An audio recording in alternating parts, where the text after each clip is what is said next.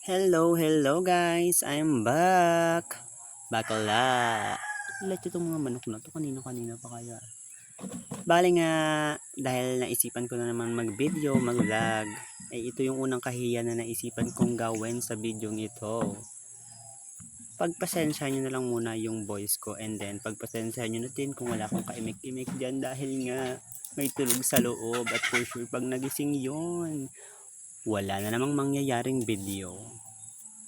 Diyan nga isi-share ko sa inyo kung paano ko kumain ng saging na maliit at malaki.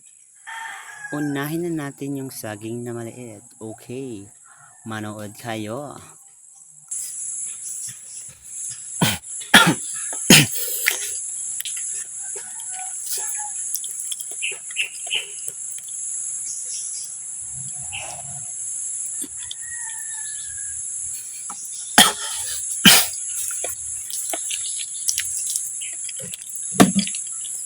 Olay si Badeng, naubo agad dun sa maliit na saging na para bang hirap na hirap kumain.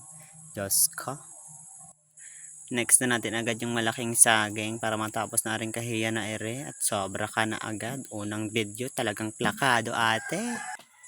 Na para bang nananadya talaga itong mga manok na ito. Parang ang sarap nilang dalhin sa balaak. Dead sa butter. Continue tayo sa saging na malaki. Panoorin nyo.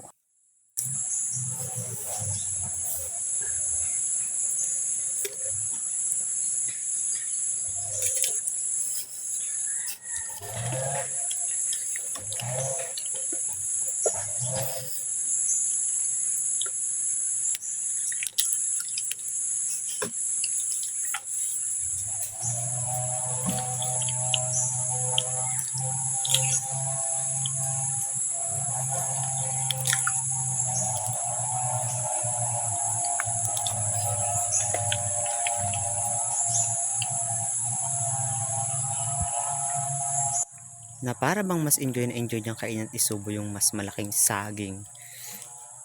Hindi po talaga ako ganyan kumain ng saging. Laro-laro lang yan. Nilaro ko lang yan kasi wala akong magawa dito sa bahay. Tingin ko nga pala po dun sa kapitbahay namin nagbigay siya ng saging. Maraming salamat po. Sobrang sarap niya, promise.